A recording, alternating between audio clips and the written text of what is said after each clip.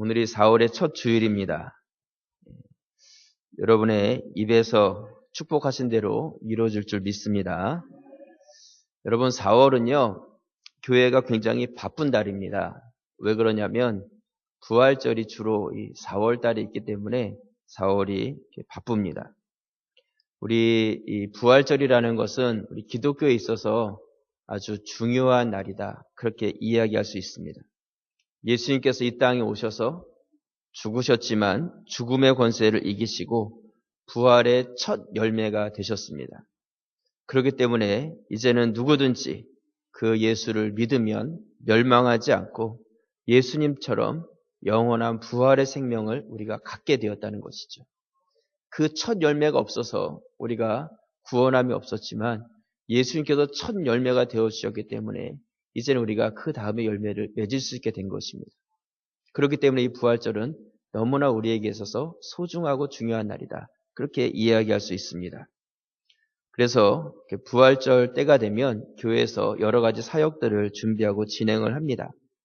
그래서 저희 교회에서는 광고 드린 대로 다음 주에는 성찬식이 있고요. 부활주일에는 세례식이 있습니다.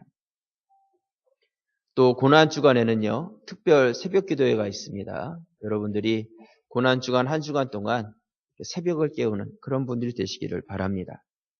그리고 부활주일 당일 새벽에는 이 모래내 지역에 있는 교회들이 연합해서 연합특별 새벽기도회가 있습니다. 그래서 여러분 이렇게 길 가다 보시면 저분이 교회를 다닐까?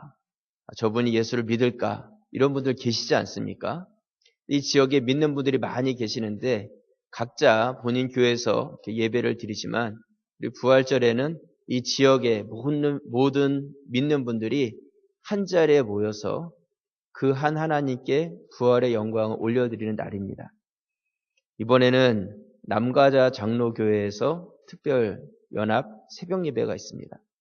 남가자 장로교회가 어디 있냐면요.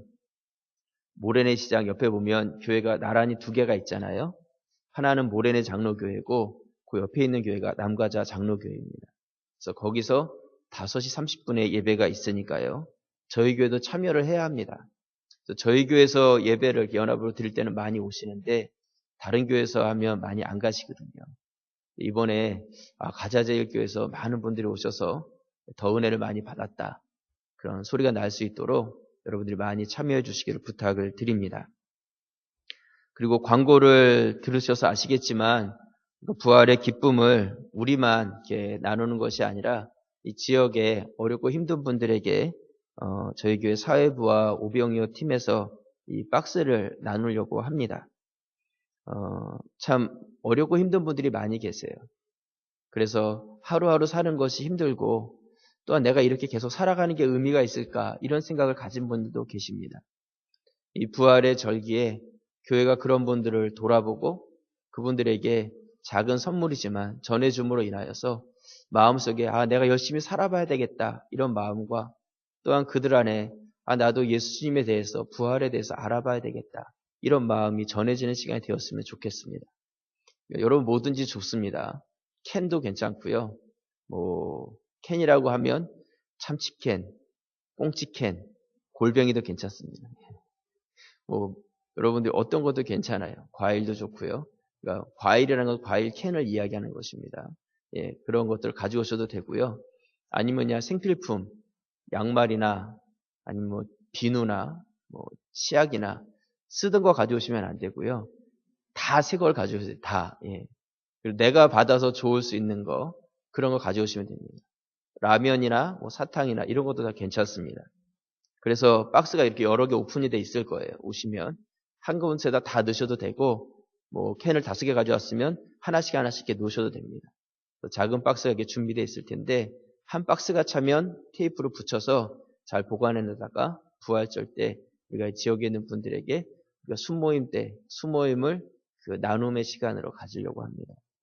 그래서 여러분들이 기쁨으로 같이 부활의 소식을 나누는 그 일에 동참해 주시기를 부탁을 드립니다. 아멘이십니까? 네. 우리가 예수님의 제자들의 이야기를 같이 나눠가고 있는데요. 베드로, 안드레, 야고보, 요한, 빌립에 이어서 오늘은 나다나엘이라는 분의 이름을 가지고 같이 이야기를 나눠보려고 합니다. 나다나엘은요, 예수님의 제자의 명단에 보면 바돌로메라는 이름으로 등장하는 사람입니다. 그래서 아마 아니 왜 이름이 헷갈리게 2개나 있냐? 예수님의 제자 12명 이름도 외우기 힘든데 거기다가 이름 2개 있는 사람까지 있으니까 얼마나 더 힘들겠어요. 그렇지 않습니까? 그런데 왜 그랬냐면요. 당시에 이 이스라엘은요, 히브리 민족이었는데 이 로마가 이 이스라엘을 점령해서 로마의 통치를 받고 있었습니다. 그래서 그들이 원래부터 가지고 있었던 히브리의 문화가 있었고 로마로부터 통치를 받게 되면서 헬라 문화가 그들을 통치하게 된 것이죠. 그래서 옛날에 일제시대 때 우리나라 사람들이 일본 이름으로 창씨 개명을 했던 것처럼 이스라엘 사람들로 자연스럽게 이 유대인 이름만을 가진 것이 아니라 헬라 문화의 이름을 그들이 또 하나를 가지게 된 것입니다. 그래서 예수님의 제자들의 이름은 다 헬라식 이름이에요. 원래 그들이 가지고 있었던 유대식 이름은 이 성경에 나와 있지 않습니다. 그래서 베드로나 요한이나 야고보나 이런 이름들은 다 헬라식 이름입니다. 그런데 오늘 우리가 살펴보는 나다나엘은 좀 달랐다는 것이죠. 요한복음에는 이 나다나엘을 나다나엘이라는 이름으로 계속 사용하고 있는데요. 이 이름은 헬라식 표현이에요. 그렇다면 바돌로메라는 이름은 무엇이냐면 바로 원래 유대식, 히브리식 표현이라는 것이죠. 그래서 바돌로메라는 이름은 돌로메의 아들이다 이런 뜻으로 히브리식 표현이고요. 이 사람의 이름이 헬라식으로 바뀔 때에 나다나엘이라는 이름을 가지게 된 것입니다. 그래서 이 나다나엘이라는 이 사람은요, 이름이 2개 가졌으니까 로마에 더 이렇게 친하게 지낸 사람이 아니냐 이렇게 생각할지 모르는데 그런 것이 아니라 오히려 더 많이 배운 사람, 또한 가문적으로도 좀 더 뼈대가 있는 가문 이런 사람으로 우리가 인식할 수가 있고요. 또한 배움과 진리에 대해서 더 많이 추구했던 사람, 이렇게 이 나다나엘 사람을 이해할 수가 있습니다. 그렇기 때문에 빌립이 가장 먼저 예수님을 만났을 때 이분이구나. 우리가 그토록 기다렸던 메시아가 바로 이분이시구나 하고 빌립이 깨닫는 순간에 그 다음에 생각났던 사람이 누구냐면 절친한 친구였던 나다나엘이 생각났다는 것이죠. 내가 만난 예수님을 이 친구한테 가서 전해줘야 되겠구나.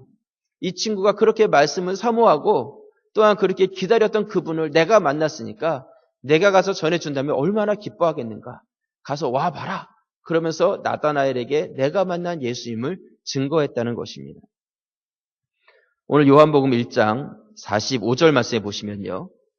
빌립이 나다나엘을 찾아 이르되 모세가 율법에 기록하였고 여러 선지자가 기록한 그 일을 우리가 만났으니 요셉의 아들 누구라고요? 나사렛 예수입니다. 나사렛 예수다 이렇게 이야기하고 있습니다. 아마 이렇게 말하면 나다나엘이 흥분해서 그래 한번 가서 보자. 나도 그분을 만나고 싶다. 이렇게 그가 반응했을 거라고 생각을 했을 거예요. 근데 빌립의 기대와는 다르게 나다나엘의 반응은 좀 시큰둥했습니다.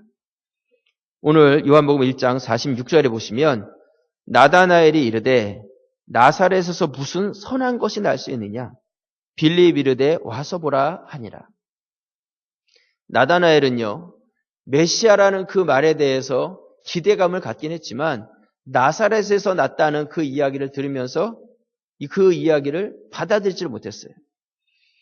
나다나엘은 구약의 말씀을 너무나 잘 알고 있었기 때문에 만약에 메시아가 났다면 베들레헴에서 나야지 맞을 것이다.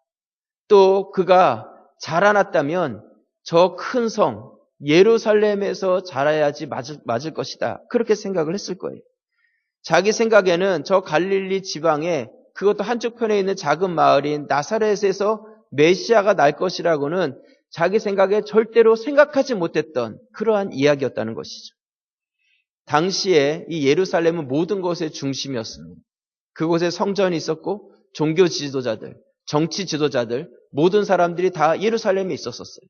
모든 문화의 시작과 모든 문화의 발전이 다 예루살렘에서 시작이 되었습니다. 사람들이 서울을 동경하고 서울로 오고 싶어하는 것처럼 예루살렘 하면 무엇인가 인정해주고 그런 것들이 있었다는 것이죠. 그런데 나다나엘이 빌립이 와서 나사렛 출신이라는 그 이야기를 들을 때 한마디로 나사렛에서 무슨 선한 것이 날 수 있겠느냐, 그렇게 평가해 버렸다는 것이죠.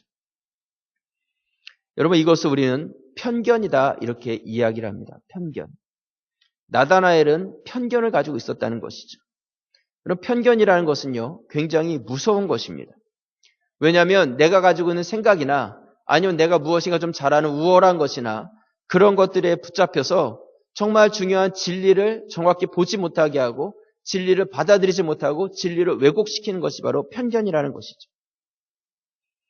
소록도에서 나 환자들을 위해서 평생을 헌신하신 목사님의 이야기를 접한 적이 있습니다. 어떤 분이요, 이 목사님에게 와서 이렇게 물었다고 합니다. 목사님, 평생 동안 그 소록도에서 너무 귀한 사역을 하셨는데 그 사역을 해 오시는 동안 가장 어렵고 힘들고 마음 아팠던 적이 언제였습니까? 그렇게 질문을 했대요. 그때 이 목사님이 뜻밖의 의외의 대답을 하셨다고 합니다. 뭐라고 대답을 하셨냐면, 내가 그 나환자들 안에 들어가서 그들을 섬기면서 그들 가운데 있을 때 그들 중에 서로 미워하고 서로 폄하하는 그런 것들을 보면서 가장 힘들고 마음이 아팠습니다. 여러분, 우리가 생각할 때에는 나환자라고 하면 모두 다 똑같은 그런 아픔과 어려움을 겪는 분이라고 생각을 할 것입니다. 근데 그곳에 들어가서 같이 생활하신 분들의 이야기를 들어보니까 그들 중에도 등급이 있다는 거예요.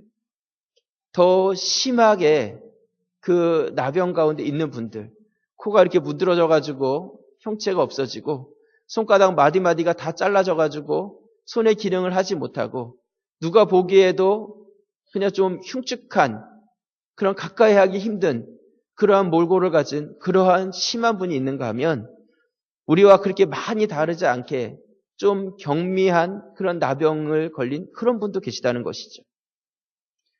그런데 그들이 그 공동체를 이루고 생활하고 있는데 그들 중에 그래도 좀 괜찮고 좀 보기에 괜찮은 그런 분들이 심하고 더 마음 아픈 그런 분들을 향해서 그 사람들에게 손가락질하고 너 같은 사람 때문에 우리가 다 같이 욕을 먹고 너 같은 사람 때문에 우리가 그 일반적인 사람이랑 같이 지내지 못하면서 이렇게 고생을 한다고 욕을 하고 때로는 때리기도 하고 괴롭히는 것을 볼 때 너무나 마음이 아팠다는 거예요. 다 똑같은 그런 질병을 겪고 있으면서도 그들 중에서 내가 조금 더 낫다는 그 이유만으로 더 안 좋은 사람에게 무엇인가 내가 더 잘난 것처럼 이야기하고 정죄하는 그런 사람들이 있었다는 것이죠. 여러분, 그런데 우리가 이것을 보면서 이것이 바로 인간이고 이것이 바로 우리의 이야기라는 거예요. 이것이 그냥 이 사람들의 이야기가 아니라 바로 나의 이야기라는 것이죠. 내 이야기라는 것입니다. 여러분, 이 땅에 태어난 모든 사람들은요, 나병 환자들과 같습니다. 하나님 앞에서 온전하게 설 수 있는 사람 누가 있겠어요? 아무도 없다는 것이죠. 그런데 내가 다른 사람보다 좀 더 의롭고 내가 좀 더 도덕적으로 바른 삶을 살고 있다고 해서 다른 사람에 대해서 정죄하고 잘못됐다고 이야기하고 왜 나처럼 살지 못하느냐고 욕하고 있다면 하나님 앞에서 그것은 도토리 키재기에 불과하다는 것입니다. 여러분, 이것이 바로 편견이 가지고 있는 무서움이라는 것이죠. 나사렛에서 무슨 선한 것이 날 수 있겠느냐? 내가 가지고 있는 생각에 묶여서 정말 중요한 것을 놓쳐버리고 상대방을 인정하지 못하고 받아들이지 못한다면 진리를 왜곡시키고 놓쳐버리는 그런 안타까운 모습이 되어진다는 것입니다. 마크 트웨이는요, 이런 말을 했습니다. 인류의 역사는 편견의 역사다. 인류의 역사 가운데 수많은 전쟁과 아픔과 여러 가지 일들이 일어났는데 그 모든 것이 편견으로부터 시작됐다. 그렇게 이야기했다는 것이죠.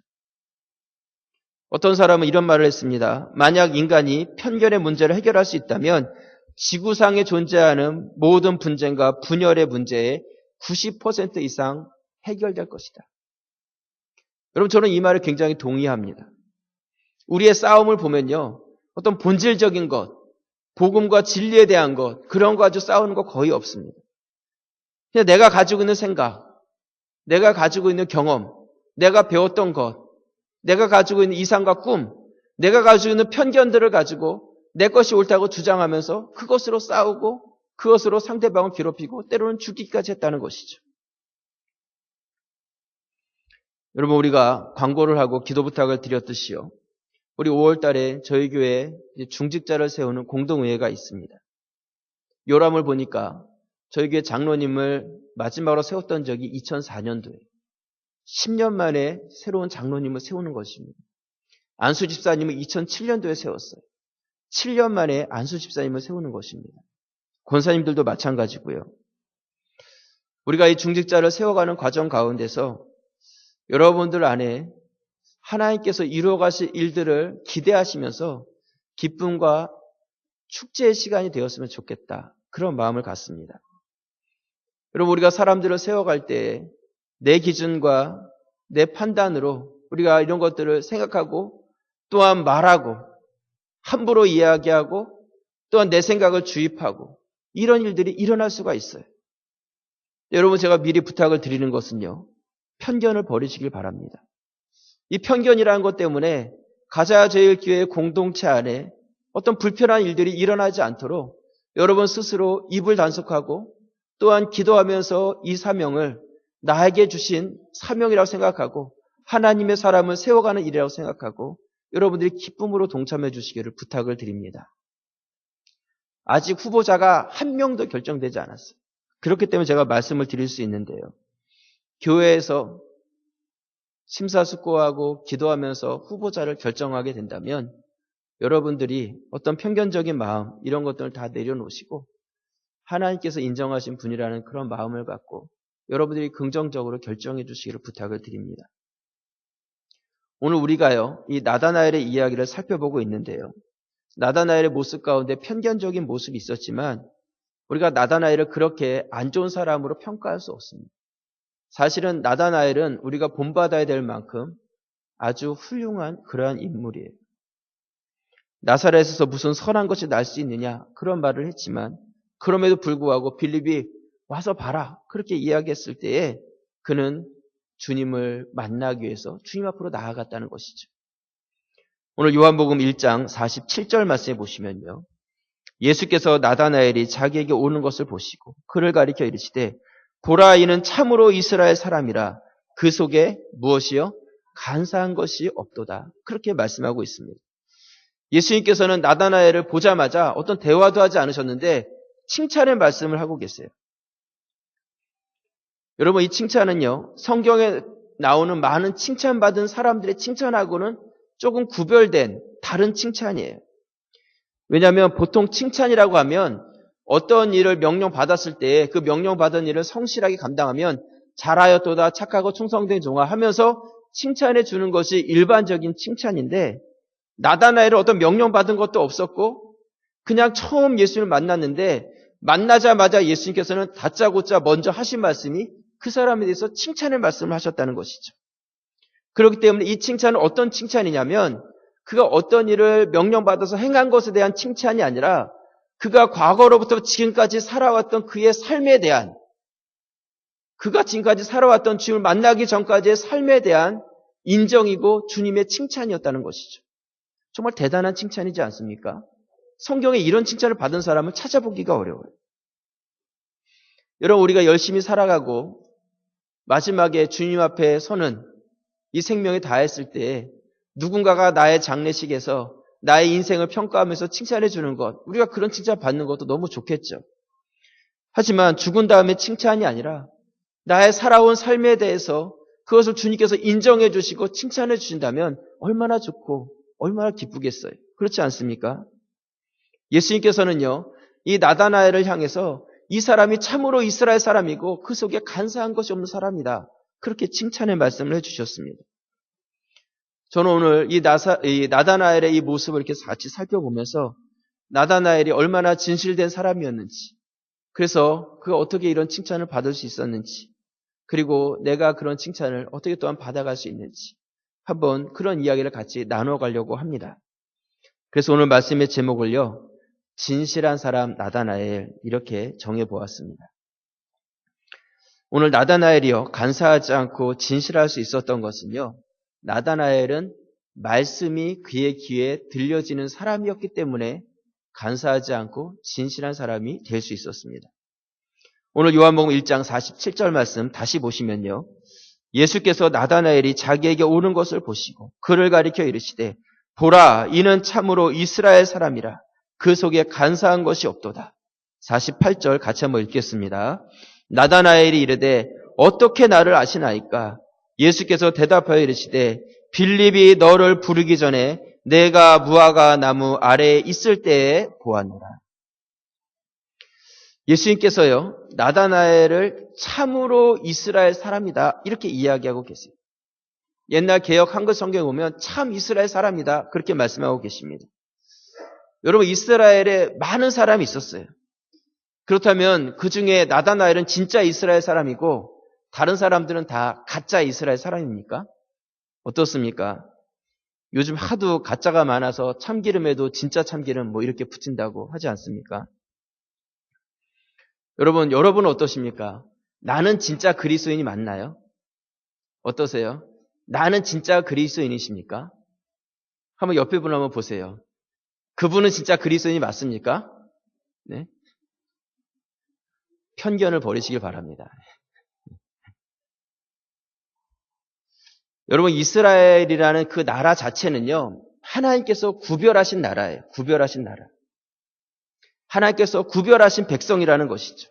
그러니까 하나님께서 무엇인가 뜻이 있으셔서 다른 나라, 다른 백성과는 좀 더 다른 그런 민족을 만드시고 그 나라에게 향한 하나님의 기대감이 있었다는 것입니다. 그것은 무엇이냐면 왕을 세우는 것이 아니라 하나님의 말씀이 그 나라의 기준이 되고 말씀으로서 그 나라가 다스려지는 그런 나라를 하나님께서는 꿈꾸시고 그런 나라를 세우기를 원하셨다는 거예요. 근데 이스라엘은 그렇게 되지 못했거든요. 근데 하나님께서 그 나다나엘의 모습을 바라보시면서 내가 정말 원하는 말씀에 붙잡힌 바 되어서 말씀이 그 귀에 들려지고 말씀에 순종하면서 하나님의 통치가 그의 삶 가운데 이루어지는 삶을 살아가는 나다나엘을 바라보실 때 너는 정말 이스라엘 사람이구나. 너는 참으로 이스라엘 사람이구나 하면서 그 사람에 대해서 인정하셨다는 것이죠. 다른 사람들이 이스라엘 사람이 아니라는 것이 아니라 하나님께서 정말 원하시고 꿈꾸시는 그 이스라엘 사람의 모습을 나다나엘이 가지고 있다고 인정해 주셨다는 것입니다. 여러분들이 그리스도인이 아니라는 것이 아니에요. 여러분들이 다 그리스도인이시죠. 하지만 여러분들 가운데서 하나님께서 참 그리스도인이구나. 내가 정말 이 땅 가운데 세워서 이 세상 가운데 빛이 되고 소금이 되고 말씀이 그 귀에 들려져서 말씀이 순종되어져서 삶 가운데서 하나님의 그 말씀이 순종적으로 드러나 세상 가운데 영향력을 미치는 삶을 살아가는 자를 보면서 내가 정말 그리스도인이구나. 내가 정말 내가 세우고자 하는 그 사람이구나 하는 그런 인정과 칭찬을 우리가 받을 수 있어야 한다는 것입니다. 나다나엘은 이런 칭찬을 받았을 때 깜짝 놀라서 이야기를 하죠. 당신은 오늘 나를 처음 보셨는데 어떻게 나를 아십니까? 예수님께서 대답을 하십니다. 내가 무화과 나무 아래 있을 때 내가 너를 보았노라. 그렇게 말씀하고 계세요. 무화과 나무 아래서 너를 보았다는 것. 이것이 무슨 의미냐면 당시 유대인들은요. 방에 한 칸 되어 있는 그 집에서 살았어요. 집안에서 음식을 했습니다. 그렇기 때문에 집안이 늘 덥고 연기가 자욱했어요. 그러니까 그 집안에서는 어떤 책을 읽거나 연구를 한다는 것이 불가능했어요. 사람들은 밖으로 나와서 시원한 무화과 나무 그늘 아래에 앉아서 말씀을 읽고 말씀을 묵상하고 그렇게 주님 앞에 기도를 드렸다는 것이죠. 곧 예수님께서 무화과 나무 아래 있을 때 내가 너를 보았다는 이 말씀은 내가 말씀을 묵상하고 또한 그 말씀을 붙잡고 기도하며 오실 메시아를 기대했던 그것을 내가 보았다는 거예요. 또한 내가 너를 보았다는 그 개념은 무엇이냐면 그 나다나엘이 말씀을 펴면서 주님을 고대하면서 기도할 때 주님께서는 그 기대했던 마음을 저버리지 아니하시고 찾아오셔서 너를 만나 주었다는 것이죠. 그러니까 너를 보았다는 거예요. 또 이 보셨다는 그 개념은요, 단회적인 개념이 아니에요. 한번 내가 봤어, 지나가다 힐끗 봤다는 그런 개념이 아니라 반복적인 개념이에요. 내가 늘 무화과 나무 그늘 아래를 찾아서 모세가 주셨던 말씀, 선지자들이 주셨던 그 말씀을 펴놓고 그 말씀을 읽고 연구하며 그 말씀 붙잡고 기도했던 그 모습을 내가 보았다는 것이죠. 내가 그렇게 살아왔던 날마다의 삶을 내가 기억하고 있다는 것입니다. 그렇기 때문에 주님께서는 그 나다나엘에 대해서 보자마자 너는 참으로 이스라엘 사람이다. 내 속에 간사한 것이 없다. 인정해 주셨다는 것이죠. 여러분들이 나중에 주님 앞에 서서 그분을 만나게 됐을 때 주님께서 여러분들을 보자마자 뭐라고 이야기하실 거라고 생각을 하십니까? 딱 보는 순간에 야, 내가 널 기다렸는데 내가 정말 그리스도인이었구나. 참 그리스도인이었 너. 내가 너를 정말 보고 싶고 만나고 싶었는데 이제 왔구나 하면서 우리 손을 덥석 잡아주시는 그 주님을 여러분들이 만나실 수 있기를 바랍니다. 여러분, 우리의 삶 가운데서 말씀이 들려진다는 것이 얼마나 중요한지 아셔야 합니다. 우리에게 말씀이 늘 들려져야 된다는 것이죠. 요한계시록에 보면 반복돼서 나오는 말씀이 있어요. 반복된다는 것은 강조하고 중요하다는 것인데요. 요한계시록 3장 6절 말씀에 보시면 귀 있는 자는 성령이 교회들에게 하시는 말씀을 들을지어다.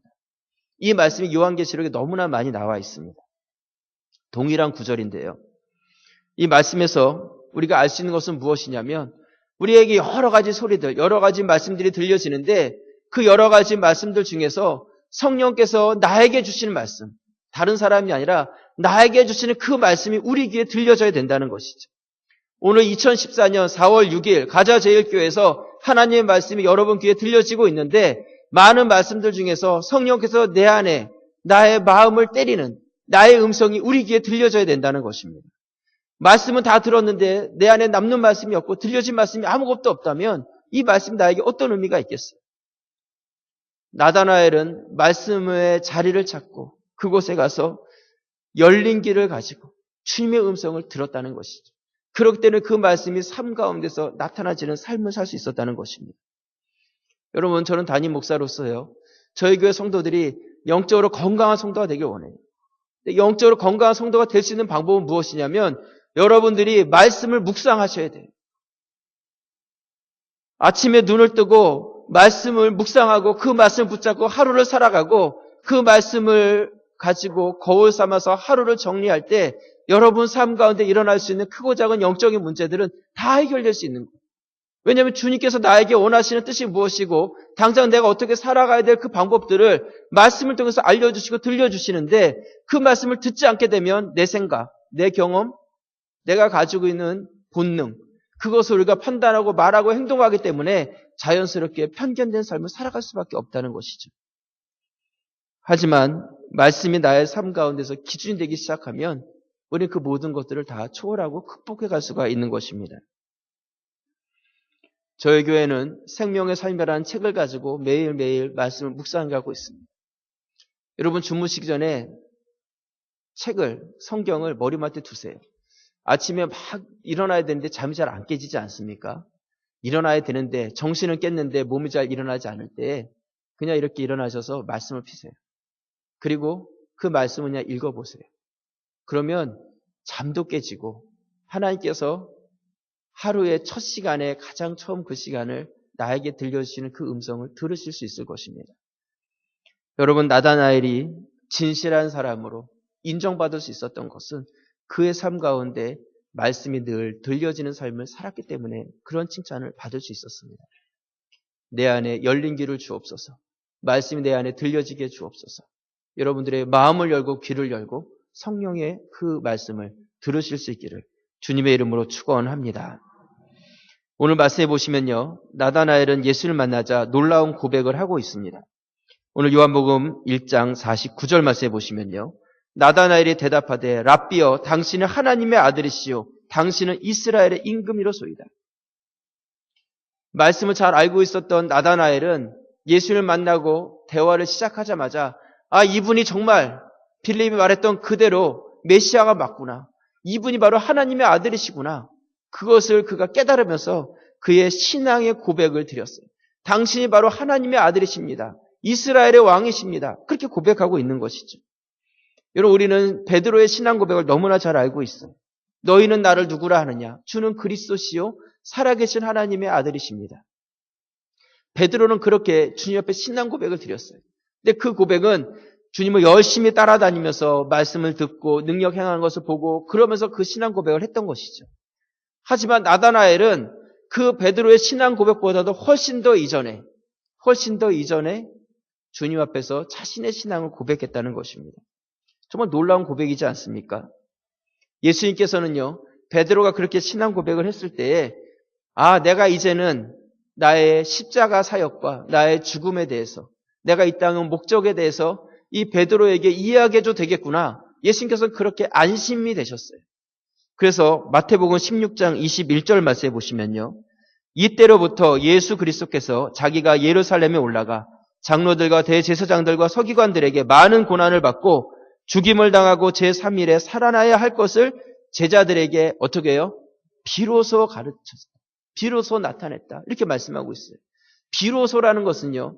내가 이야기해야 되는데 이야기할 수 없는 거예요. 내가 주님을 따라가면서 무엇인가 한 자리 해먹어야 되겠다. 이런 생각을 가지고 따라오는 자들에게 내 고난의 이야기를 할 수가 없는 거죠. 그런데 베드로가 드디어 예수님이 어떤 분이신지에 대해서 그의 신앙을 고백하기 시작했을 때 이제는 내가 이 베드로에게 또한 제자들에게 이야기해도 될 때가 됐구나. 그러면서 신앙 고백을 온전히 드린 자에게 주님께서는 자신의 사역을 나눠주셨다는 거예요. 내가 당해야 될 고난을 이야기하기 시작했다는 것이죠. 여러분, 그런 것처럼 오늘 나다나엘이 신앙 고백했을 때 주님께서는 자신의 그 사역을 나다나엘에게 나누기 시작했습니다. 뭐라고 이야기하셨는지 궁금하죠? 요한복음 오늘 1장 50절 말씀해 보시면요. 예수께서 대답하여 이르시되 내가 너를 무화과나무 아래서 보았다 함으로 믿느냐? 이보다 더 큰 일을 보리라. 51절 같이 읽겠습니다. 또 이르시되 진실로 진실로 너희에게 이르노니 하늘이 열리고 하나님의 사자들이 인자 위에 오르락 내리락 하는 것을 보리라 하십니다. 나다나엘의 신앙 고백을 들은 예수님께서는요. 내가 무화과나무에서 내가 너를 봤다는 것 그것 때문에 내가 이렇게 놀라느냐? 그것이 아니라 내가 무화과나무 아래서 말씀을 통해서 간접적으로 만났던 그 하나님의 말씀과 그 메시아에 대한 그러한 언약의 말씀이 아니라 이제는 너가 나의 제자가 돼서 이제 나와 함께 다니면서 놀라운 능력과 또한 말씀들이 전해지고 사람들이 변화되는 놀라운 일들을 내 눈으로 직접 보면서 더 큰 일을 경험하게 될 것이라고 말씀해 주고 계시는 것이죠. 또 야곱이 광야에 나와서 돌베개 하나를 베고 잠을 잘 때 하나님께서는 그 고통하고 있는 야곱에게 하늘문을 여시고 사닥다리를 내리셔서 하늘과 땅을 연결시키시고 천사들이 왔다 갔다 하는 것을 보여주시면서 그에게 축복의 말씀을 해주셨어요. 근데 그 말씀을 예수님께서 지금 나다나엘에게 이야기하고 계시는 것이죠. 하나님께서 하늘문을 여시고 이 땅 가운데 아들을 보내셔서 하늘과 땅이 단절되어 있었는데 그 하늘과 땅이 단절된 곳에 사닥다리 대신 예수 그리스도를 그곳에 보내주시고 그 위에 천사들이 오르락내리락 하는 것을 보면서 주님께서 이 땅 가운데 놀라운 일들을 행하시고 그러므로 해서 구원의 사역을 이루실 것을 내가 보게 될 것이라고 말씀해 주셨다는 것이죠. 여러분, 우리가 말씀 가운데 붙잡힌 바 되어서 주의 말씀이 들려지고 순종할 때에 이러한 놀라운 능력과 그 일들이 우리 가운데 경험되게 된다는 거예요.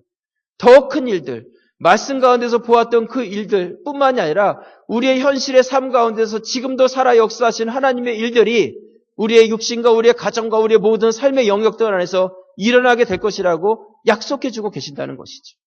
이것이 우리 그리스도인의 특권이고 능력이 된다는 것입니다. 여러분, 구약에 보면요. 하나님과 300년을 동행했던 에녹의 이야기가 나옵니다. 그가 300년 동안 하나님과 동행했더니 하나님께서 그를 데려가셔서 더 이상 이 세상에 있지 않았다. 그렇게 에녹에 대해서 이야기하고 있어요. 여러분, 300년이 짧은 시간입니까? 긴 시간이잖아요. 근데 그 긴 인생을 단 몇 구절로 다 정리해 버렸어요. 그 짧은 구절 속에 에녹의 300년의 삶이 다 녹아져 있다는 것이죠. 300년을 하루같이 단순하지만 변함없이 하나님 앞에서 살아갔을 그의 인생을 우리는 그 말씀 속에서 바라볼 수가 있습니다. 우리가 이 나다나엘의 말씀을 살펴보는데 나다나엘의 이야기도요. 성경에 많이 나와 있지 않습니다. 오늘 본문에 잠깐 나와 있고요. 요한복음 21장에 잠깐 나와 있습니다. 정말 이렇게 많은 구절이 나와 있지 않지만 그럼에도 불구하고 그의 인생이 빛이 나고 우리가 본받을 만한 그런 인생이 될 수 있었던 것은 그의 삶이 변함없는 삶으로 과거와 현재 그리고 주님을 만난 그 이후의 삶이 주님 앞에서 동일하게 살아갔을 것을 우리가 인정하기 때문에 우리가 그의 삶을 본받을 만한 삶으로 바라볼 수 있게 되었다는 것이죠. 그가 얼마나 진실한 사람이었는지 말씀이 기준이 되어서 그 앞에 변함없이 살아가는 사람이었는지 우리가 이 말씀을 통해서 깨달을 수 있기를 부탁을 드립니다.